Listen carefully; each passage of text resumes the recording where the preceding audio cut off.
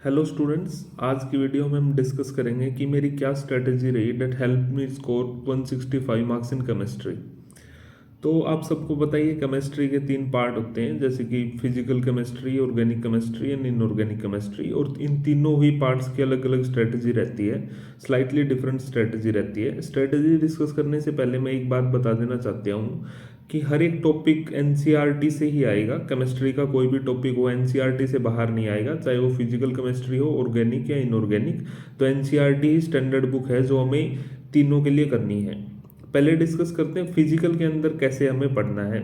Physical के अंदर देखिए दो चीजें आती है, एक कॉन्सेप्चुअल पार्ट आता है, एक न्यूमेरिकल पार्ट आता है। न्यूमेरिकल पार्ट जो बहुत ही कम आता है, 4 to 5 क्वेश्चंस मैक्सिमम न्यूमेरिकल आते हैं, और रेस्ट जो पार्ट आता है वो कॉन्सेप्चुअल पार्ट आता है।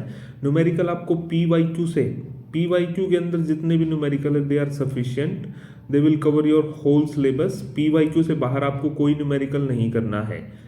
और तीनों तीनों ही पार्ट्स के लिए, चाहे ऑर्गेनिक हो, इनऑर्गेनिक हो या फिर फिजिकल केमिस्ट्री हो, तीनों के लिए इन टेक्स्ट क्वेश्चंस और एग्जांपल्स आर वेरी इंपॉर्टेंट।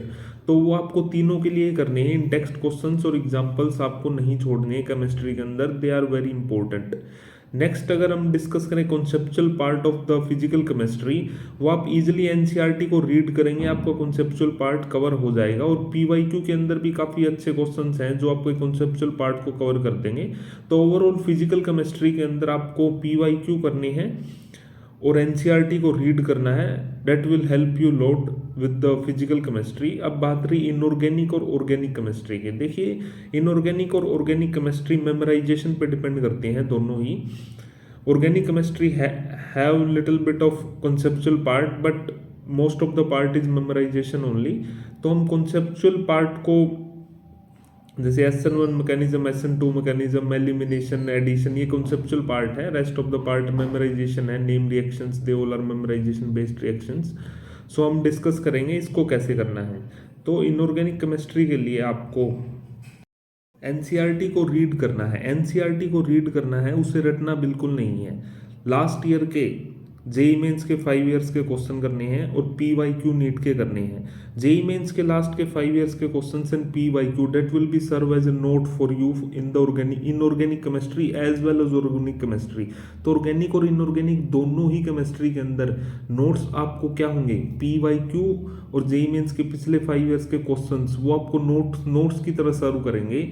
वो दोनों चीज आपको ध्यान रखनी है, रीड करनी है एनसीईआरटी, और जो आपके नोट्स होंगे वो किसके बेस्ड होंगे, जेई मेंस के लास्ट 5 इयर्स के क्वेश्चंस और नीट के पीवाईक्यू, वो उन्हीं के बेस पे अपने को नोट्स बनाने हैं। रेस्ट अगर हम बात करें ऑर्गेनिक केमिस्ट्री की, तो ऑर्गेनिक केमिस्ट्री कॉन्सेप्चुअल पार्ट जिसका कॉन्सेप्ट आपको क्लियर होना चाहिए, और वो एनसीईआरटी बेस्ड ही क्लियर होना चाहिए। आपको ज़्यादा डिटेल या डीप में नहीं जाना है, थोड़ी बहुत नॉलेज आपको कॉन्सेप्ट की होनी चाहिए। रेस्ट नेम रिएक्शंस होते हैं, वो बहुत इंपॉर्टेंट होते हैं। नेम रिएक्शन से ही काफ़ी कुछ कवर हो जाता है ऑर्गेनिक केमिस्ट्री के अंदर।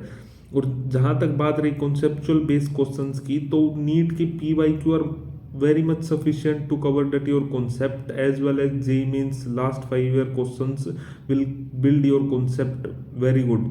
तो आप यही करिए और ये आपके लिए सफिशिएंट रहेगा। मैंने ये स्ट्रेटेजी फॉलो की थी और मुझे 165 मार्क्स और 3 जो क्वेश्चन थे वो मेरी सिली मिस्टेक्स की वजह से गलत हुए थे, अदरवाइज मैं उन्हें भी ठीक कर देता। मेनली आपको एनसीईआरटी को फोकस करना है, उसे रीड करना है, और जेई के लास्ट 5 इयर्स के क्वेश्चंस और नीट के पीवाईक्यू, उन्हें अपना नोट्स की तरह सर्व करना है, उन्हें नोट्स बनाना है, वही आपके नोट्स हैं। अगर आप बार बार यही चीज़ करते रहेंगे तो डेफिनेटली आप यू कैन गेट 170 प्लस और even 180 marks in the chemistry. देखिए, केमिस्ट्री एक ऐसा सब्जेक्ट है जिसमें आपको फुल मार्क्स लाना काफ़ी आसान है, क्योंकि केमिस्ट्री डिफ़िकल्ट कभी भी नहीं आती है। बायो डिफ़िकल्ट हो जाती कभी, physics, but chemistry always easy आती है, और फुल मार्क्स स्कोर करना सबसे ज़्यादा पॉसिबिलिटी केमिस्ट्री के अंदर होता है। तो आप केमिस्ट्री को पूरा फोकस करें, एनसीईआरटी बेस्ड पढ़ें और इस स्ट्रेटजी को फॉलो करें, तो डेफिनेटली आपको 165 मार्क्स दिलाने में हेल्प करेगा, डेफिनेटली।